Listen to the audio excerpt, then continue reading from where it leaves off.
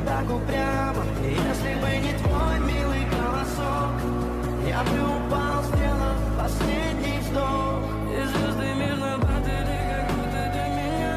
Я каждый раз загадывал тебя не потерять, но больше не могу, я просто мучаю себя. Теперь ты пожалел меня.